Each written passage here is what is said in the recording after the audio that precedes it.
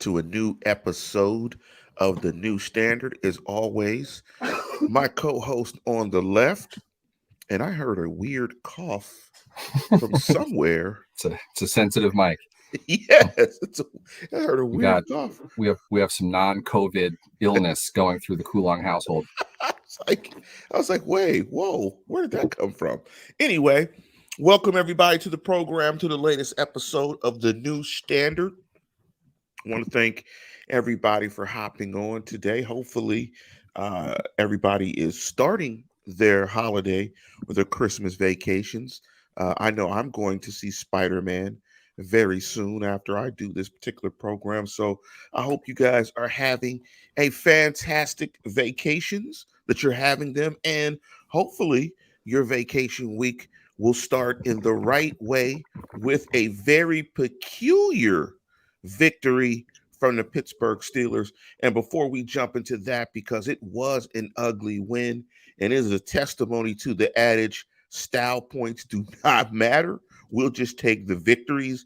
And that was one of them. And I'm sure Steeler Nation, Mike Tomlin, and Pittsburgh Steelers are very happy that they came out on top. And I'm laughing at Double H, who started us off right with Bah Humbug.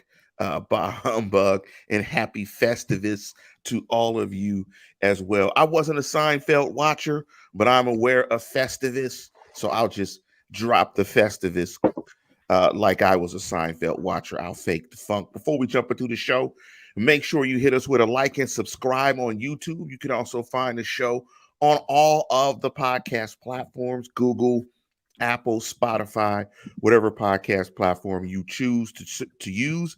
You can find the New Standard. So do a search for us in the New Standard and Pittsburgh Steelers, and you will find us. Also, want to give a big shout out to show sponsor Good Dads versus Everybody. And to start off the program, we want to jump into Neal's number, because we've got to get into some numbers to peel back just how peculiar of a victory this was, and how you probably will never see the Pittsburgh Steelers, when you hear some of these numbers, win a game when the numbers looked this mixed. And I'll say mixed just because they won the football game. Break into your first number, Neal. Yeah, really, and we could go a lot of different ways with this. You will not see many NFL games with as many catastrophically bad stats for a winning team. Many of these are what you'd see in a normal game and be fatal for the team. The Steelers had several of them and still managed to pull out a win.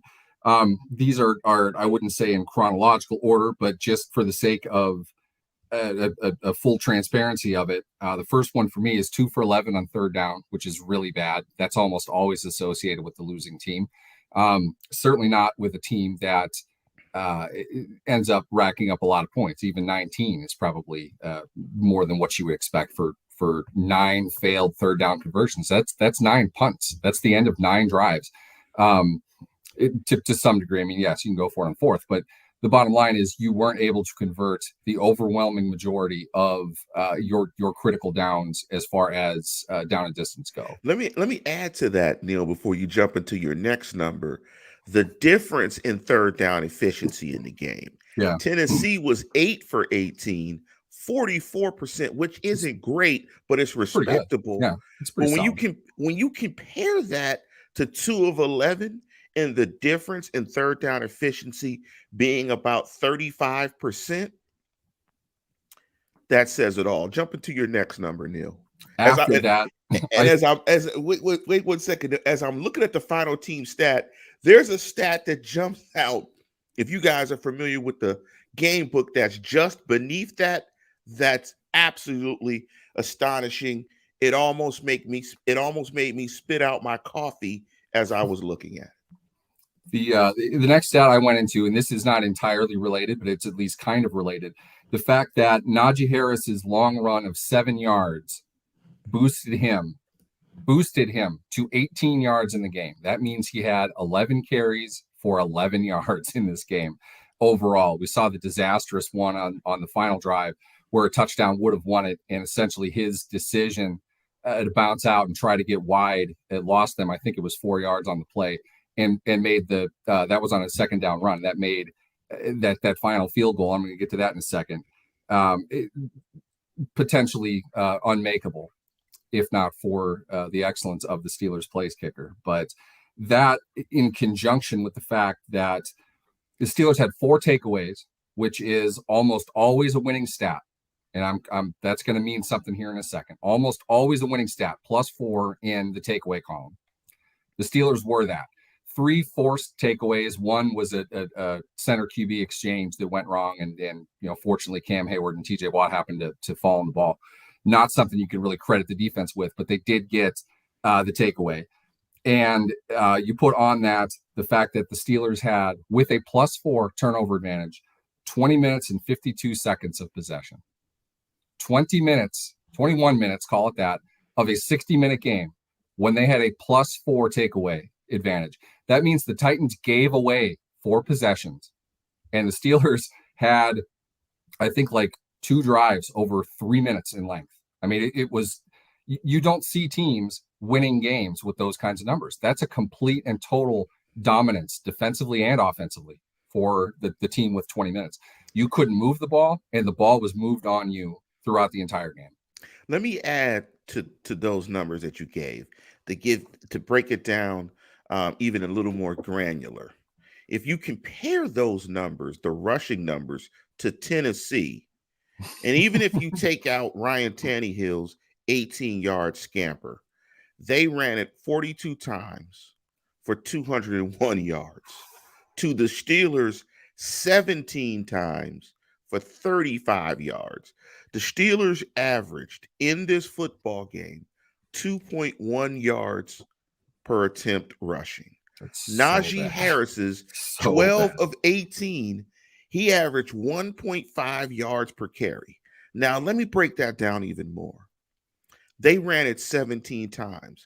The wide receivers ran it twice for 17 yards. So they got it all. So the wide receivers almost got half of the 35 on 2 carries. It took Najee Harris, like you said, 11 carries for 11 yards. And let's jump into the other number that you talked about. When you talked about time of possession, the Tennessee Titans had the ball 39 minutes and 8 seconds to the Steelers 20 minutes and 52 seconds. That's almost a difference of 20 minutes. It's a quarter and a That's third. a quarter and a third of the game. Quarter of the game that they did not have the ball to the Tennessee Titans. And also the number that jumped out to me as well. The Titans ran 78 plays to the Steelers 45 plays. I've never seen a team run. Well, I'll take that back. Seattle has been running like 45 to 42. Yeah. Less than 50 plays a game this year, but running 45 snaps in an NFL game is absolutely incredible. And to win is even more incredible.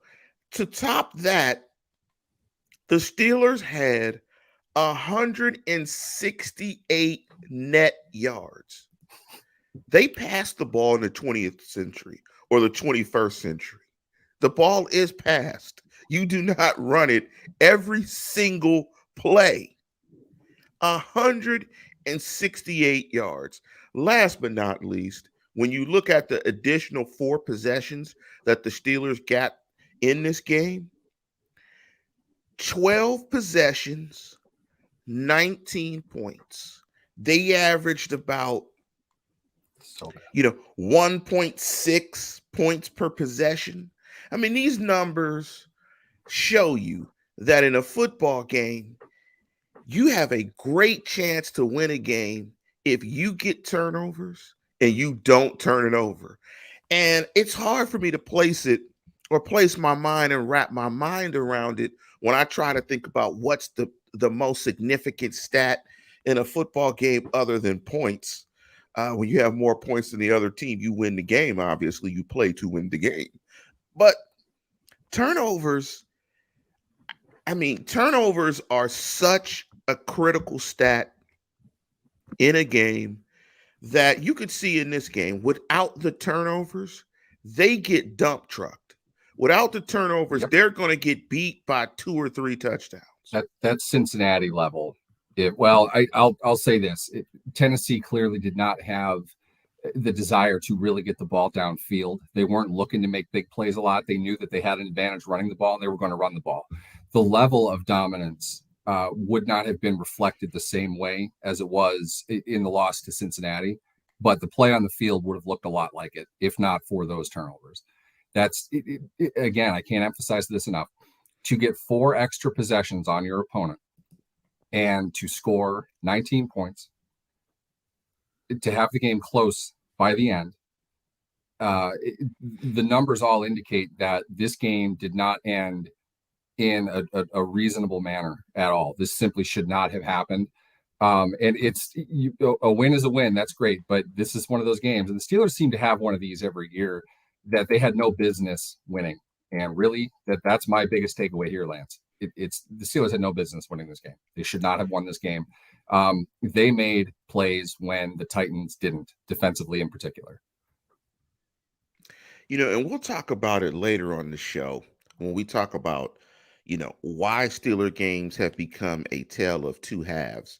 And I find it interesting because every game becomes start off bad, play better second half. It's these weird stops and starts in games. But to Neal's point, there's no such thing as a should in a ball game. The other thing I want to jump to before I jump into my point is our penalties. There were some key penalties in this game. The personal foul call against Ben Roethlisberger when he got hit. I think he got hit in the head, possibly. He got hit in the leg on the one right. The call they did make. They didn't call right. the one he got. Yeah, he got hit in the mouth. head. The personal foul call. There were some penalties that aided the Steelers in this game as well.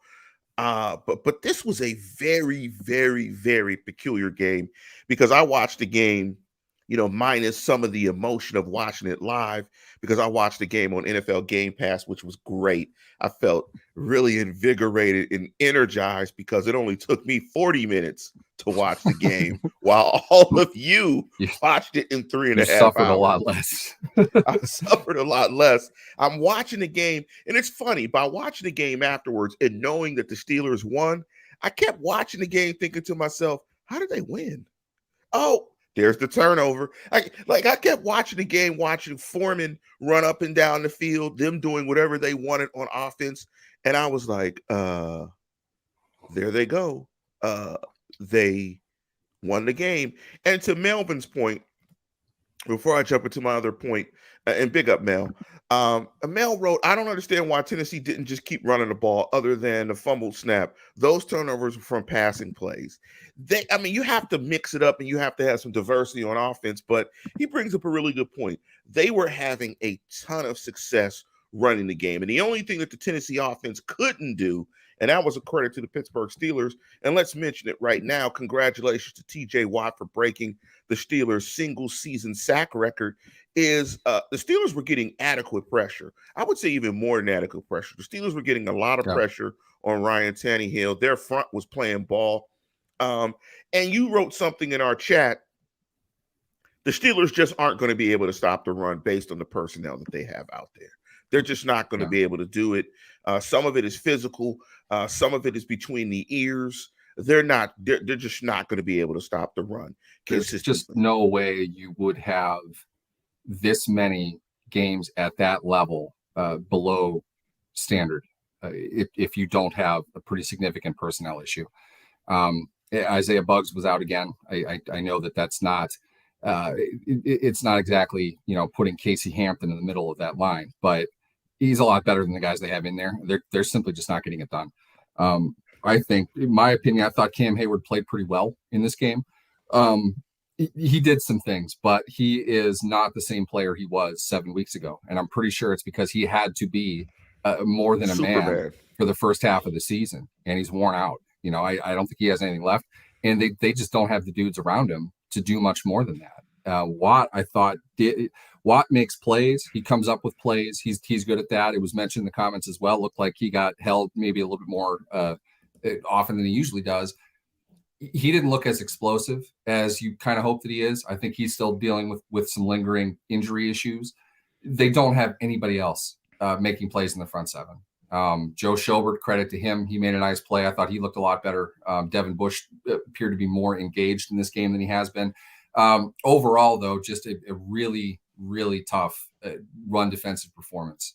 And on top of that, you have to weigh equally the fact that they came up with 3 forced takeaways. Again, the fourth was really just kind of luck, but luck in the way the ball bounced. It happened to be that I think I don't know who they gave credit to. I think they gave credit to Watt, but Watt and Hayward got there a nanosecond before the Titans player did. So they had a lot of success in terms of taking the ball away from the opponent, which is the absolute, and this game proves it, the absolute critical thing to do in today's NFL. You have to take the ball away. This game proves it's not about how many yards you give up. It's about taking the ball away. It's about getting to the quarterback, even in the situations they're going to run. 40 rushing attempts is a lot of runs. I've never heard after a game they should have run the ball more when they run 40 times. They had a lot of success with that. Their turnovers were coming on receivers that couldn't hold on to the ball down the field, for whatever reason. Schobert tipped the pass. I'm forgetting off the top of my head who made the interception. It wasn't Mollett. I forget, but somebody help me out here. You see a lot of good things stacking with the bad things for the Steelers defense right now. And more than anything, and I don't think we're going to get into this today, but it goes to show a pretty clear draft priority list for them. And they need other guys, not just the draft either. It's free agency. They're going to need to get guys that can play immediately. Let's digress really quickly. Jump into that. Break that down a little bit. Don't tease us with that, Neal. And before you talk about the draft priorities that are becoming pretty clear, so I want you to break into that real quick. Want to give a big shout out to the Steelers Wire for hopping in. Steelers Wire. Schobert got the pick. I was thinking of the fumble. Schobert made the big push on the guard that kind of altered it threw Tannehill's timing off a little bit. It was a great play, and then the pass was caught, turned around, and I think it was Cam Sutton that was tackling him and knocked the ball loose. The Minka recovered. Then there was the Schobert interception. Flautas off of Tacos. I can't come up with a taco pun. Flautas Mitchell. Why. No, it was Flautas or Enchilada Maxwell tipped it, and Joe Schobert. I'm going to call him every Mexican dish possible. Menudo Brown. He tipped it. Pasole Maxwell also tipped it. But let me jump into the number real quick before you jump into the draft priorities before we digress real quick. I also want to point out that the Steelers Wire pointed out a great stat that the Steelers only had one offensive drive that lasted over 3 minutes. Which is incredible. We're right around 2. They had drives of 137, 106, 134, 155, 211, 18 seconds. I won't count that. That's the end of the half. 116, 226, 156, 207, 27 seconds on downs to end the game. Absolutely incredible that you have 14 drives and you had a ball 2052. That is just unreal. But after all of this, I think that Steelers Freak says it best. Steeler football, 4 takeaways and winning by 6. That's my Steelers. And the most important number is W's and wins. But to our point, if you're a coaching staff and you're looking at this, you know that this isn't sustainable. You're just, you just got 2 hands on the steering wheel and you're just hoping and praying that the car doesn't go off the tracks. But your ability to win football games is really compromised when you play like that. And big up to Builder's Life for hopping in, who wrote, "My God, the defense really held it together. The offense is deplorable." And nice image. Builder's Life is looking like a big man male model, big and tall model with the nice jacket. That might be the best profile pic of any of us. But it's this was just a very, very, very, very peculiar game, and it's one that they're going to have to absolutely improve on when they go to Kansas City. But jump into what you were saying, how when you look at these ball games, how it starts to clear what I think is a murky picture in terms of needs for a football team that needs everything, in my opinion, where I don't think you can go wrong.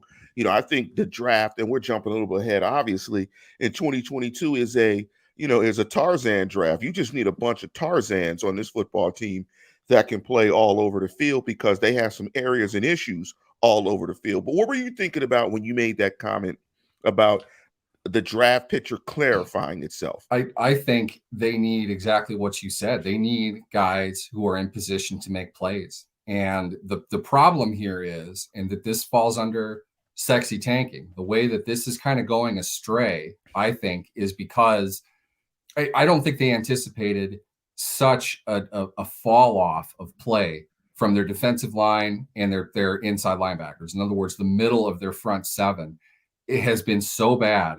There's no way they can't address that. They're going to have to address it again in free agency. And that means you're letting Joe Schobert walk. I don't think there's any way in the world you can keep him at his contract, or if you would even want to. You need to find a guy that can play, though. This can't be, of course, I can't think of his name, John Bostic. You have to go out and get a player at that spot.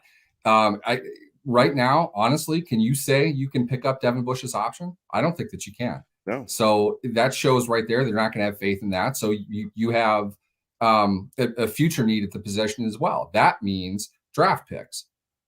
If the Steelers have to use a second round pick on an inside linebacker, that's trouble. That's bad. But I don't know what the solution is going to be. They need two of them, and they don't even have a Vince Williams anymore. We have no idea what Buddy Johnson can do.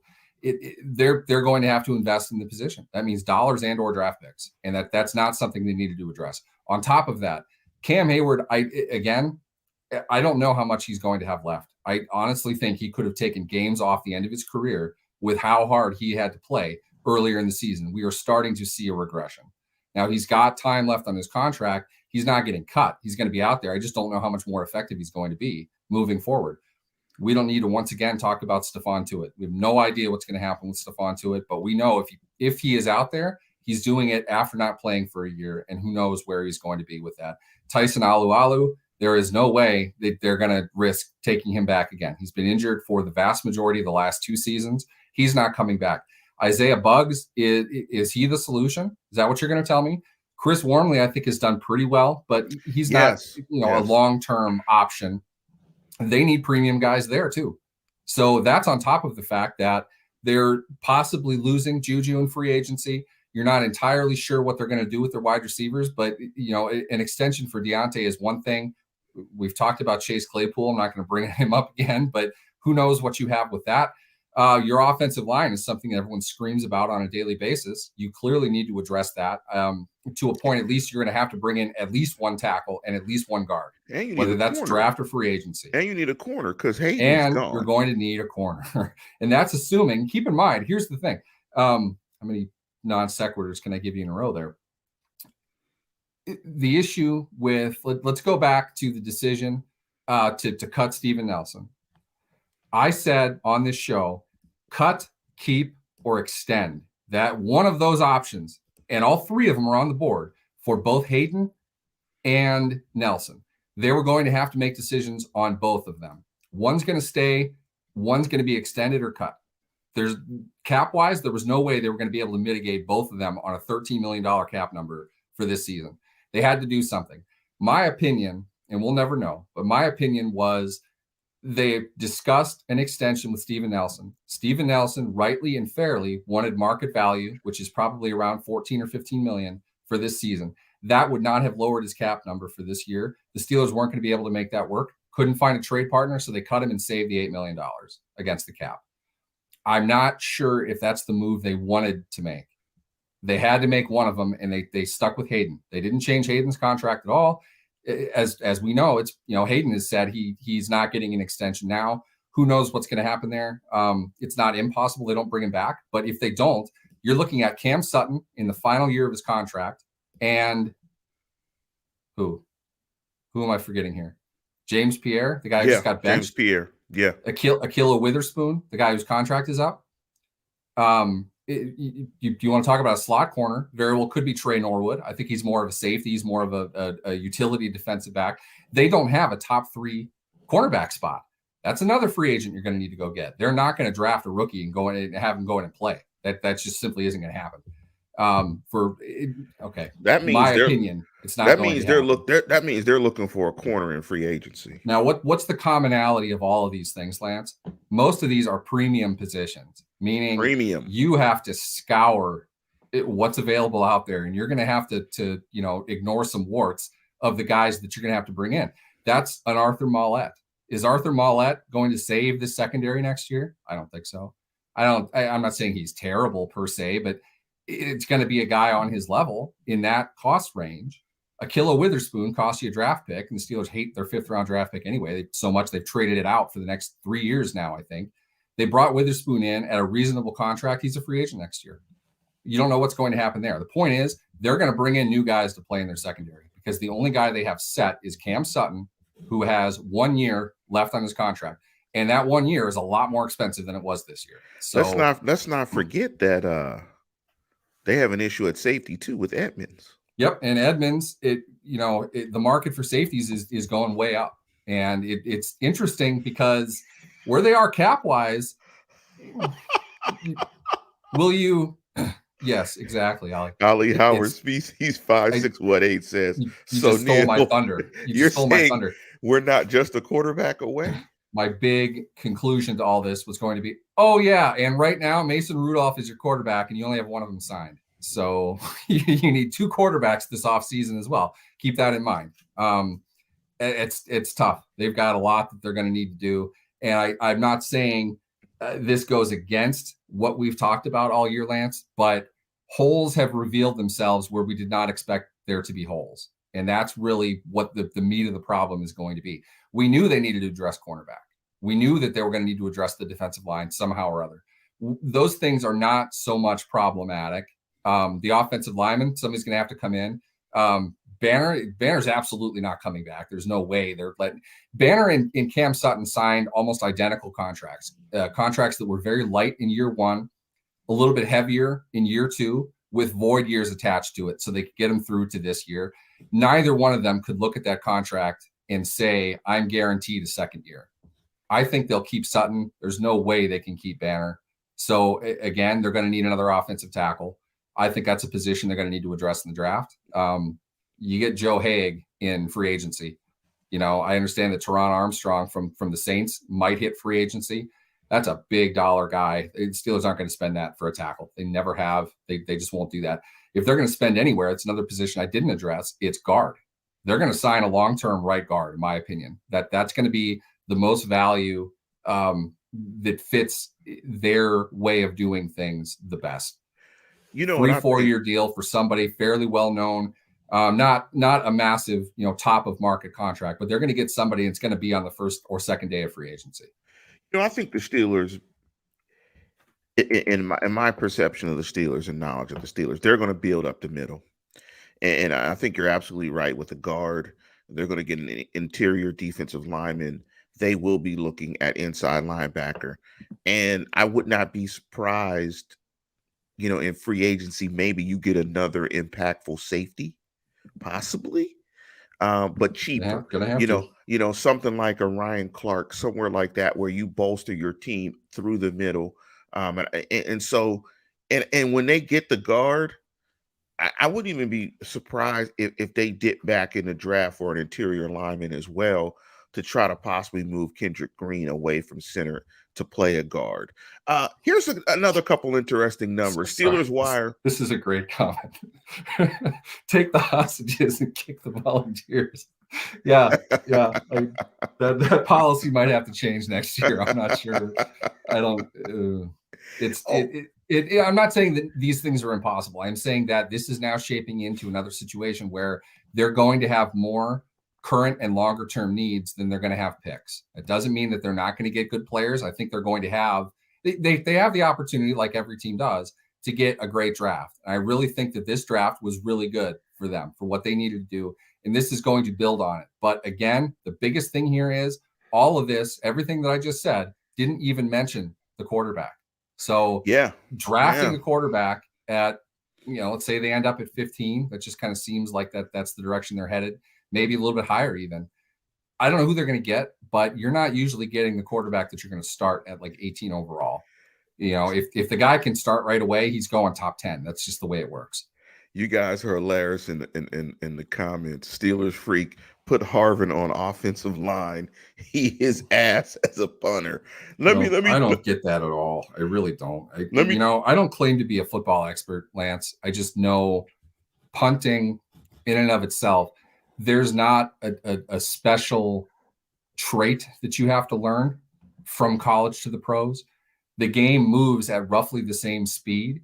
You're kicking a different ball, but you're still kicking a ball. The ball is not the difference of like 15 yards net on your punt.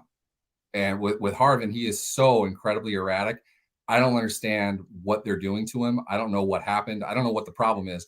But you don't draft a guy to kick a 27-yard punt from your own 30. You bring up a good point. It feels like with Harvin, it's something with the coaching, because you don't get drafted to kick. Weird.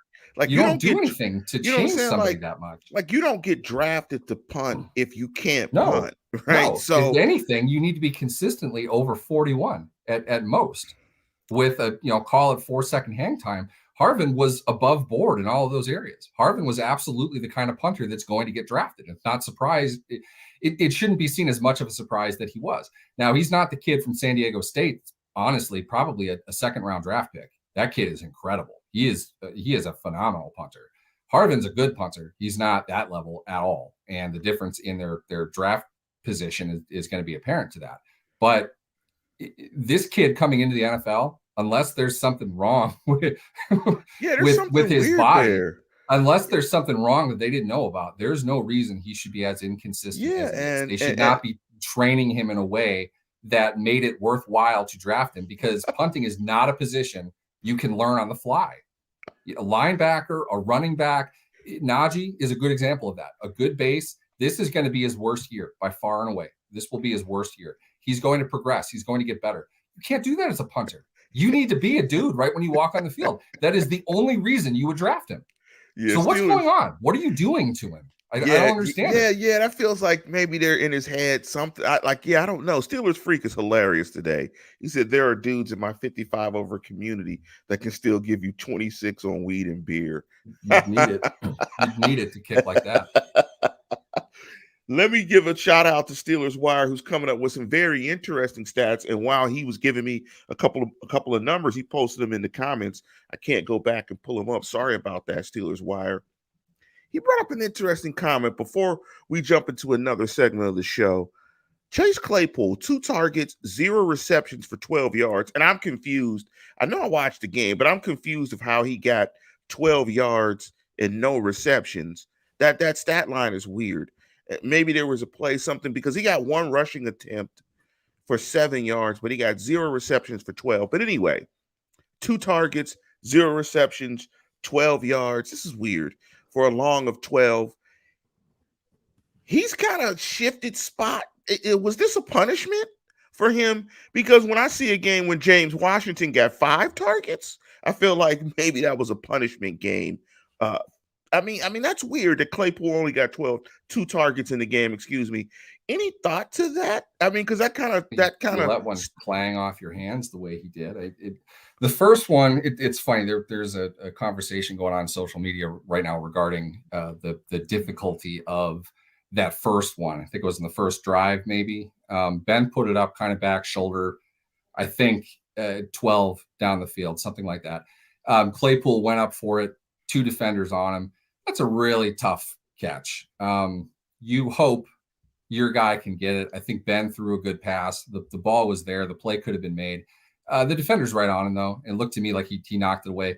Claypool fought all the way to the ball hitting the ground and almost had it. I wouldn't call that one a drop. I just think, going back to the stat that you had, Lance, 41 plays or whatever it was, I don't think there was an issue so much with Claypool as it was an opportunity. Deontay Johnson only had 5 catches. That this was not a good offensive game. They didn't possess the ball. They didn't move the ball. It's pretty hard to get guys targets when you only have 40 plays in a game. I don't think it's Claypool as much as it is the lack of opportunity in this game. But he didn't get it. Claypool did not get a catch, right? Because he had the 2 targets. He dropped one. He did not get a catch. He dropped one, and the other one he went up with 2 defenders and wasn't able to secure it. Obviously not a good drop, not the end of the world though. You'd like him to make that play, but it's nothing. Yeah, and Steelers Wire, and big up the Steelers Wire again, just killing it today on the show. He said the pass to McLeod, I believe, who lateraled it back to him, and so he got the yards but no reception, and that makes sense. Do I not remember that play? If that happened, I mean, they only ran 40-something plays, so it probably didn't stand out. It probably stood like it was just a weird play. And that's just indicative of just how weird this game was. The last number I want to give you is the Steelers had 65 second half yards. They got I think 103 in the first half. They finished with 68 net yards. And so, yeah, they finished with 168 net yards. And in the first half, they had 103 net yards. So they got 65 net yards in the second half. At the end of the first half, they had 16 yards rushing. Najee Harris was 4 or 6 for 1.5 yards per carry. And they had 92 yards passing. Ben was 9 of 15. And our thoughts and prayers go out to Freiermuth. Hopefully he's healthy. He's gotten some concussion issues the last couple of games, so hopefully he'll be able to clear the concussion protocol and be able to play. But as we finish with those numbers, I think this is a nice segue into why have the Steeler games become a tale of 2 halves? Why have we seen this sort of disjointed type of football, this high variability where they play halves, they don't look prepared. It seems as if something changes mysteriously, whatever it is will change. They play a little bit better. Why aren't we seeing, in your opinion, consistent football over the course of 4 quarters? Why are we seeing this kind of this Merrill, calico patchwork type football? I don't think they have many options. And I hate to say this because my Mike Tomlin cliche alarm is going off. But again, when you don't run many plays, there's not much you can do. How many plays do the Titans have? Probably at least 60. 78. Right? 78 plays with 4 takeaways. 78 plays. You got to see a full complement of everything that they would want to do. When you draw up plays for a game, you're not even really drawing them up. When you're installing your game plan, you might write new stuff. You might put other stuff in, but you're not practicing 90 plays in a game. You've got your base 15 that you'll rep. You'll run through a time or two during the week. You know that you can do those plays. By and large, then you're going to you practice another 50 or so. You're not going into many games with 90 plays practiced. So when you get that high, it gets to a point where you either need to run the new stuff or run stuff that you haven't run, or you didn't practice that week, or you're drawing stuff up on the fly. Those things can happen. And it's usually a good thing when you're running that many plays, but you get to see the full complement of everything that a team put together for that game when you run that many plays. Obviously, it's the opposite when you don't. You only have 40. They didn't run 25 plays that they practiced. So you didn't get to really draw into everything. On top of it, they're going 3 and out in short yardage in 1 second, in 1 minute and 15 seconds. Yeah, exactly. They're 3 and out quick. This didn't work. Done, off the field. Let the defense go back out there and play. The other stat I didn't get to was the fact that Chris Boswell hit 3 of 3 in the second half. That's the game. If he missed, okay, well, I understand on the game he was 4 for 5. It's really 4 for 4. Attempting 57 at the end of the half that's a hope and a prayer. I'm not counting that against him. 4 field goals. If he missed one of the competitive field goals, they lose this game because Tennessee kicks. Pittsburgh's not winning that game in overtime. Okay, their offense couldn't do a thing. Tennessee was far more likely to get a field goal at some point in overtime than Pittsburgh was. Boswell hit mid to high 40s 3 times in the second half in Pittsburgh in December. I can't tell you how huge that is. Monstrous. And when we look at all of the drives that are 205, 208, not going anywhere that result in points, the Steelers get 19 points on 4 field goals from Boswell. That's your game.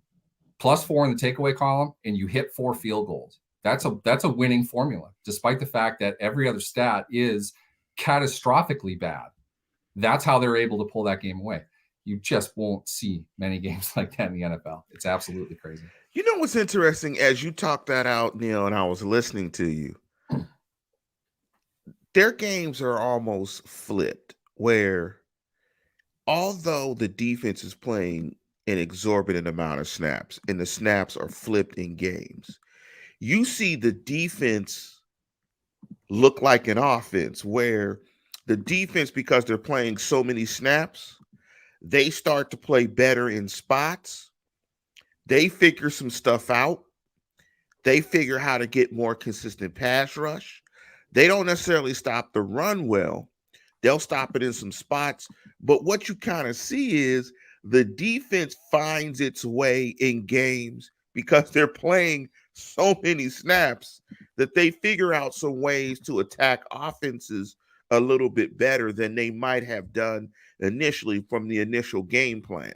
So they can kind of morph and flow and kind of get into the game and find their groove, when it's the opposite for the offense because they play so few snaps, they possess the ball so little time, they never find anything. They never get into that mysterious R word that we always talk about in football and in different sports, rhythm. They never find a rhythm. And Mr. and Mrs. Steeler fan, welcome to the show, and welcome to the show, Pino. Welcome to all the new listeners to the program. It takes a while, and Mr. and Mrs. Steelers, because old man Ben needs some time to warm up and start kind of getting into the game and getting into a flow and getting into a rhythm offensively. And I also think because their offensive line is so inconsistent, they're trying to find some stuff.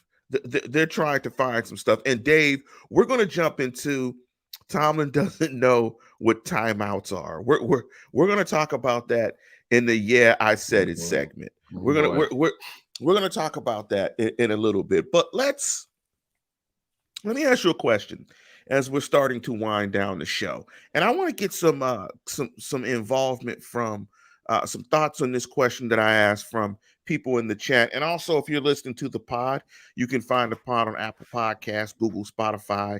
I want you to hit the show, the New Standard Pod at gmail.com, giving your thoughts on this as well. Now that TJ Watt has broken the Steelers' single season sack record with 17, and TJ probably had 17 celebrations for every one of those particular stats, be it half or team or whatever. Yes, and I'm kicking TJ just a bit.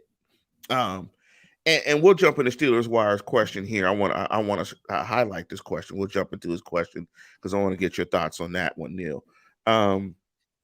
Has TJ Watt surpassed James Harrison? Is he a better football player than James Harrison? What's your thoughts, Neal? We could do a whole show on this. I would say this. I think Watt is beyond the shadow of a doubt a better athlete. We see that quite clearly, and we have forever. The thing with Harrison is, and that this is not something I think the younger generation is going to appreciate much. James Harrison was, at the very least, in the conversation, top 2 best run defensive edge players of his generation. Absolutely. DeMarcus Ware is the only guy that I would probably put on that level, and I think Harrison was probably better. They ran the ball a lot more back then. So Harrison's real impact wasn't just in rushing the passer. And this is also a game now that is throwing on average 5 times more a game than it used to. So Watt does have the opportunities. Watt's job is more to rush the passer than Harrison's was. So it's a tough comparison between the two, but black and white, if we're just looking at them for who they are, Watt is the better pass rusher and Harrison's the better run defender.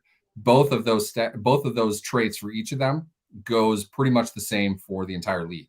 They were better than everybody else in the league.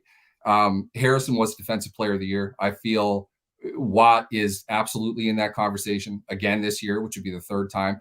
It doesn't happen very often. Even Aaron Donald to get votes for Defensive Player of the Year 3 years in a row, and that's what Watt is looking at. There's absolutely no way he's not going to get votes, and he very well could win it.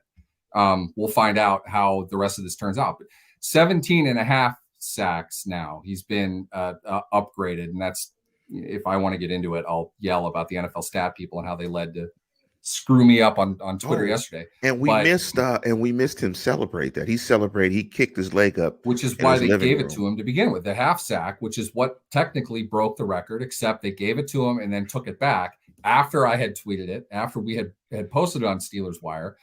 I didn't want to, because it's like, that wasn't a half sack. Okay, that's not what a half sack is. And I don't want to waste time going into details on that. But a half sack, by definition, is two guys hit and the quarterback cannot go down without both of them in on the play. Cam Hayward had Tannehill wrapped up at the waist and was driving him forward. Watt got in the way, if anything. Watt was holding him up high. Watt was not a part of that sack. That was a Cam Hayward sack. Watt got the full sack later on in the game, but that was after all of this. And the NFL stat people took away the half sack from Watt after they had given it to him. So at that point, he hadn't broken the record. The record wasn't broken technically until he had the full sack. I think that was in the fourth quarter, maybe the third quarter, somewhere in there. But since then, they've given it back to him. So he had a sack and a half yesterday, even though he shouldn't have gotten it, and they took it off and put it back on. And I don't know, it's annoying. To me, people like me get bothered by that kind of inconsistency. The bottom line is, the Steelers have played 14 games. Watt has not played 14 games. That was Watt's, really, I would say 13. He missed one, and he played less than half of two. So Watt is producing sacks and multiple sack games at a prolific level. And in my mind, I think that's the thing that is going to make him stand out more than any of his peers. Harrison had 16 in 16, maybe 15. It's tough to compare in that regard, but Harrison was a dominant edge rush defender. You could not run at James Harrison. You could not move that man off the line. He was fantastic at that role. Both of them, in my opinion, are worthy Defensive Players of the Year in these particular seasons. Overall, I think, and this gets into pedigree, Lance, but I just think TJ Watt is an idyllic sized outside linebacker. He is the explosive athlete that Harrison wasn't. Harrison's advantage in terms of his size was he was short and he was really wide and insanely strong. Tackles couldn't handle him because he's just too small. He ran under their armpits and moved him out of the way. So he was very flexible. You compare the two, nobody would pick the makeup of Harrison over Watt. We know that.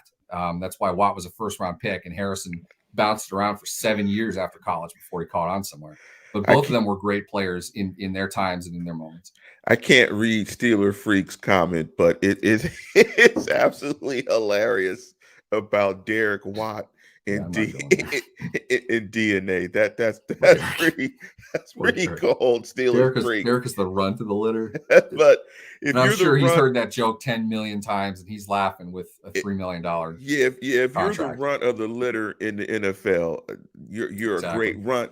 Let me comment on what you said. And I think the outside linebacker position, I think you have to do both very well. And I think both players have been dominant players and will go down in Steelers lore. And I think when you compare dominant players, you have to, it's going to be really close. So you have to mince it somewhere.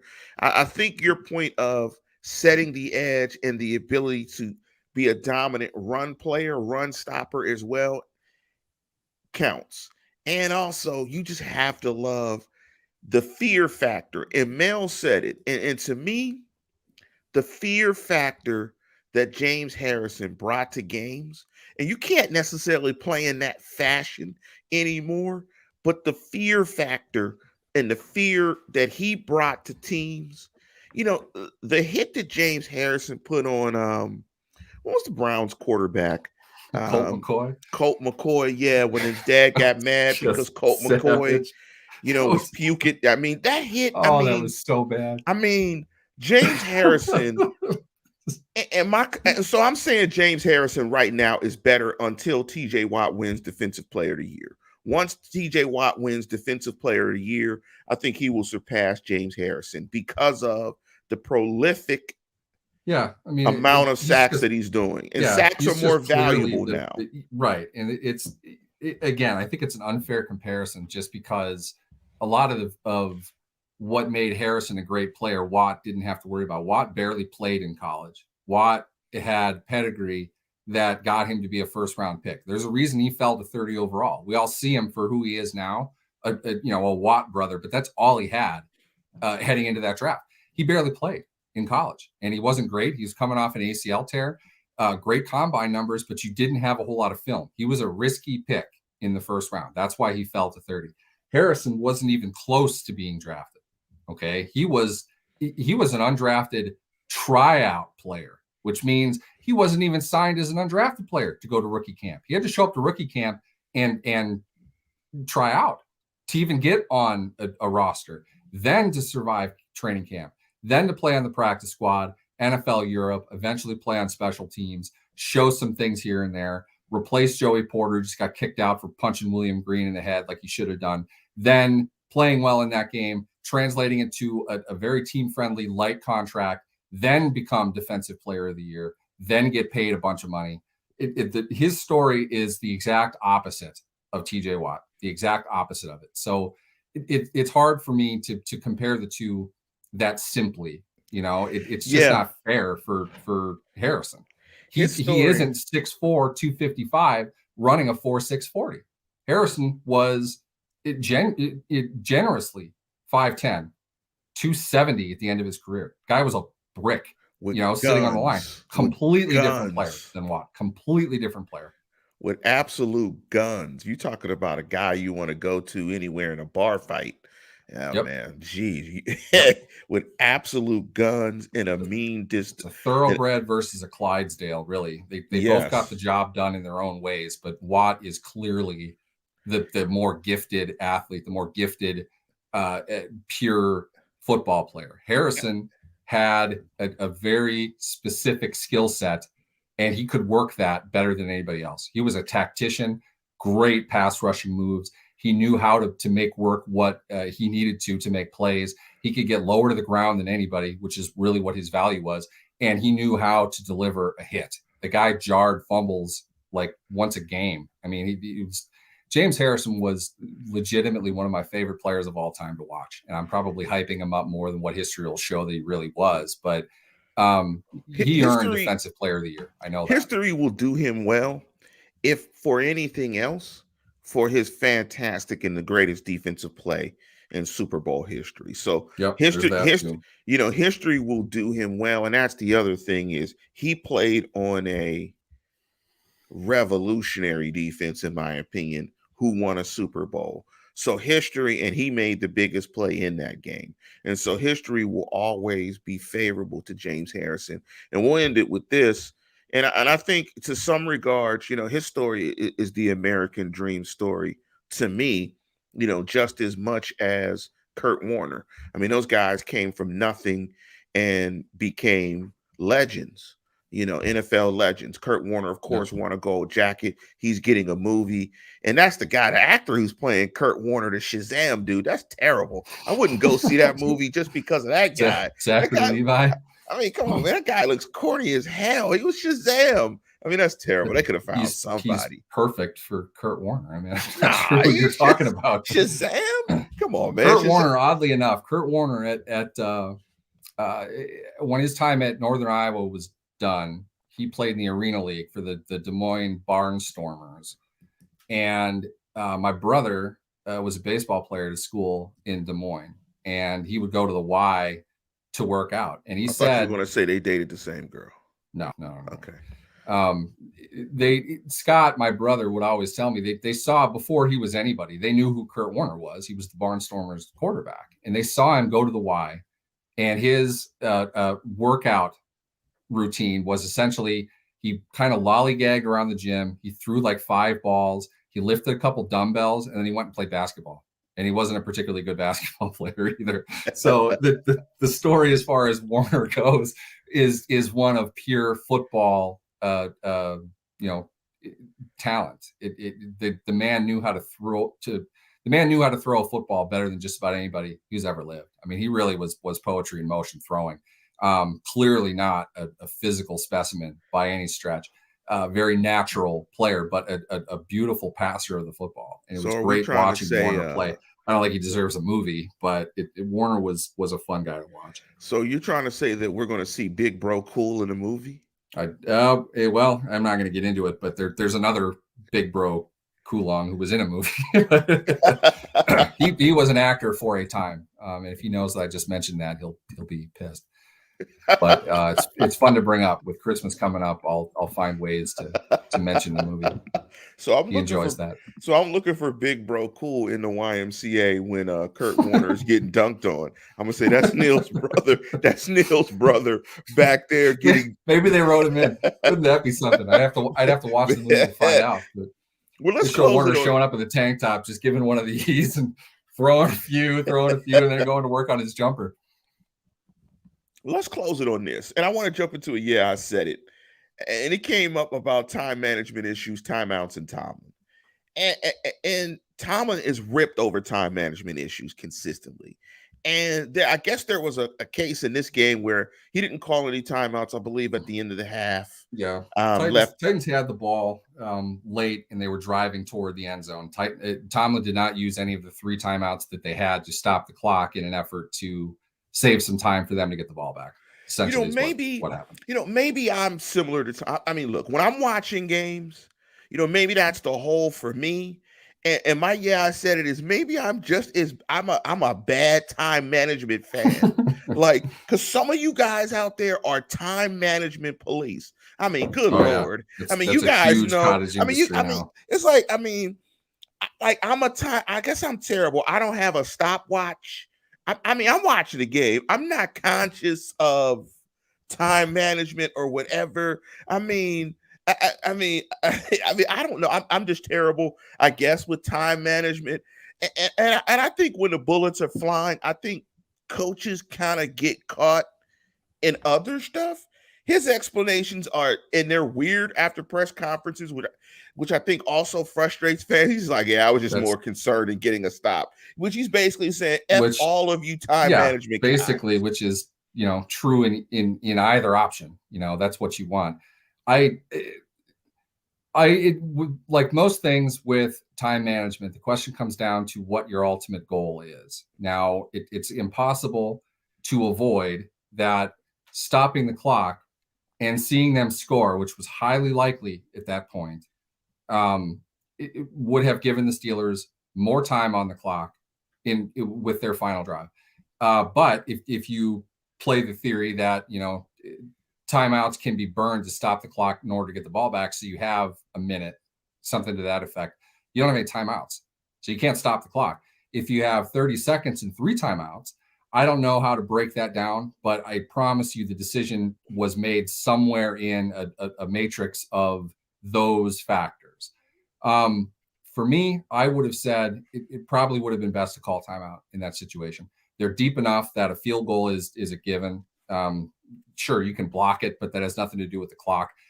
From one manner of thinking, I think Tomlin is also saying, I want the clock to run, make them use a timeout. So that kind of takes away their run pass option to a degree. I don't get into it. I know that at the very least, Tomlin presents himself publicly as a guy that really doesn't care about those sorts of things. I think they can matter, but at the same time, I also think that detractors of it who want his job over it are pretty ridiculous as well. I don't think the situation merited that much animosity. It's more armchair quarterbacks getting the sense that they can be right on social media and they can bash the coach for that. I think the clock management police use it also as a way to poke at a coach's intelligence. Right. It is. I mean, it's a poke at, look, it's like, look, he's dumb. I can point to something definitively that calls out the ability of a coach. Yes. And that's why it is called out so often. When in reality, and I want to get to Dave's comment here as well, in reality, there are so many things that happen in a football game. Time management is it's obvious to a point where you make the decisions you need to make. Many coaches don't manage it that tightly. And the reason they don't is because it may or may not even matter. And that's not their focus in terms of preparing the team to play the game. It's not that significant of a factor, in my opinion. Yes, it can be, but you have an offense on a 33-degree day with Ben Roethlisberger throwing the ball. You're not moving into field goal range without a miracle. So to be honest, keep the timeouts because that's what you're going to need. You're going to need to be able to throw 25 yards down the middle of the field and stop the clock. Not having timeouts and having time in the clock when you're receiving a kick, they kick it out of the end zone. You're at the 25. You need to go for Boswell. You need to go call it 45 yards at least. Right. You're going to have to put something down the middle of the field, and you're going to have to stop the clock. You don't have a quarterback that can throw that far. So to me, it's perfectly valid to keep the timeouts for that. You hope to get them off the field earlier than they did. My argument kind of went out the window when they got the first down at the 10. And from there, they could really drain the clock down, and they did. It doesn't always work that way. Answer this question from Steelers Wire. Do most teams have a specific guy for time management during games? I would say I would guess no. That seems like that's an expensive job. Like you got to do something else. It's a pretty, think of it like this. What are you going to pay a guy to fly him, give him per diem, study all of this because he absolutely can never be wrong, and put him inside the coach's headset for what, designated moments? What does he do? Stay timeout? Yeah, that's his only job. Why can't Mike Tomlin, making $9.5 million a year, do that for himself?